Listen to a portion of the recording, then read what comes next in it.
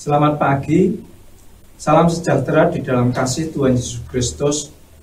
Bertemu lagi di program Pagi Menyapa. Sebelum kita mengawali aktivitas kita hari ini, marilah kita belajar tentang penyelenggaraan Tuhan di setiap langkah hidup kita, di setiap peristiwa-peristiwa yang kita alami, setiap tahap-tahap hidup kita, bahwa Tuhan senantiasa hadir dan berkarya untuk kebaikan kita. Sebelum kita teruskan membahas ini, marilah kita bersama berdoa, memohon bimbingan Roh Kudus untuk mengerti dan menolong kita. Marilah kita berdoa.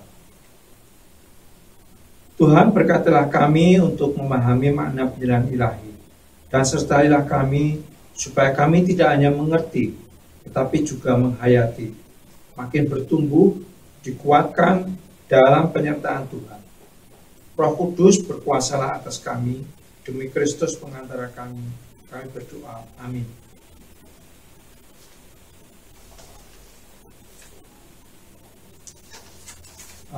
Bapak Ibu, kali ini kita akan belajar dari kisah hidup Rut. Dari pengalaman hidup yang pahit, tapi karena pertolongan Tuhan, hidupnya diubahkan Tuhan. Dan dari keturunannya lah di kemudian hari lahir seorang raja besar, yaitu Raja Daud. Dan dari sini kita bisa menyaksikan bagaimana penyelenggaraan ilahi terjadi dalam hidup Rut. Begitu juga bisa terjadi dalam hidup kita. Mari kita membaca dari kitab Rut 2 ayat 1 sampai 6. Rut 2 ayat 1 sampai 6. Rut bertemu dengan Boas. Naomi itu mempunyai seorang sanak dari pihak suaminya, seorang yang kaya raya dari kaum Elimelek, namanya Boas. Maka Rut, perempuan Moab itu, berkata kepada Naomi, "Biarkanlah aku pergi ke ladang memungut bulir-bulir jelai di belakang orang yang murah hati kepadaku." Dan saud Naomi kepadanya, "Pergilah anakku." Pergilah ia, lalu sampai di ladang dan memungut jelai di belakang penyabit-penyabit. Kebetulan ia berada di tanah milik Boas yang berasal dari kaum Elimelek. Lalu datanglah Boas dari Betlehem. Ia berkata kepada penyabit-penyabit itu, "Tuhan kiranya menyertai kamu." Jawab mereka kepadanya, "Tuhan kiranya memberkati Tuhan." Lalu kata Boas kepada bujangnya yang mengawasi penyabit-penyabit itu, "Dari manakah perempuan itu?"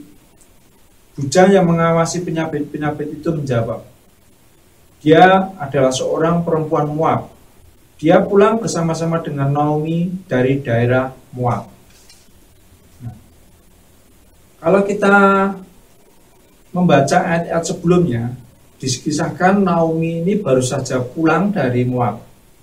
Di Moab ini dia kehilangan suami dan kedua anaknya. Naomi pulang ke daerah asalnya, ke Bethlehem, bersama dengan satu orang menantunya, yaitu Rut. Dalam keadaan miskin, tidak punya apa-apa, kembali ke daerah asalnya untuk memulai hidup yang baru. Untuk memenuhi kebutuhan hidup ini, Rut memungut jelai-jelai gandum, yang kebetulan waktu itu sedang musim panen gandum. Dari sinilah dia bertemu dengan Boas, pemilik kebun gandum. Bapak Ibu yang terkasih, pertemuan Rut dengan Boas ini apakah terjadi secara kebetulan? Mungkin bagi mereka ini memang kebetulan, tidak disengaja. Tentu ada banyak kebun gandum di sekitar situ. Karena waktu itu memang sedang musim panen, musim menuai jelai gandum. Rut tidak tahu kebun mana yang harus ia tuju, atau kepada siapa harus minta tolong. Namun, Rut percaya bahwa Allah akan menggerakkan seseorang untuk berbuat baik kepadanya.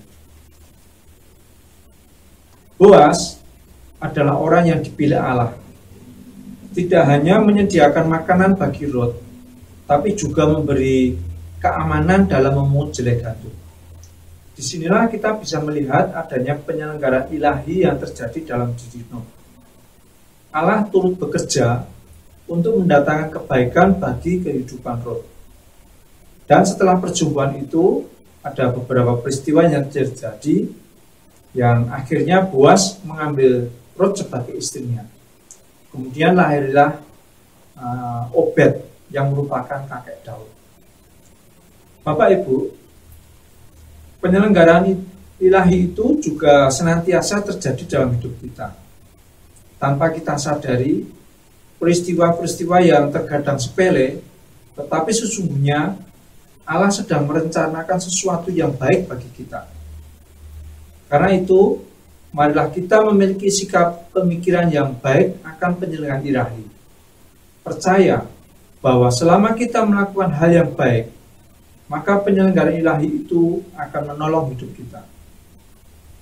Allah akan mengarahkan langkah kita, mengatur kejadian-kejadian kecil dan hal-hal yang nampaknya kebetulan untuk memberikan kemuliaannya dan kebaikan bagi umatnya. Banyak perkara besar yang dihasilkan oleh sebuah perkara kecil, yang kelihatannya kebetulan saja bagi kita, tetapi sesungguhnya telah diatur oleh Allah Sang Penyelenggara dengan sengaja. Demikian renungan di pagi ini. Sebelum kita menjalankan aktivitas di pagi ini, marilah kita berdoa. Tuhan, kami percaya bahwa langkah hidup kami senantiasa ada dalam rancangan-Mu, dan kami percaya bahwa pertolongan-Mu senantiasa menyertai hidup kami. Pimpin dan sertai untuk kami terus memahami bahwa Allah terus turut bekerja untuk kebaikan kami. Demi Kristus. Amin.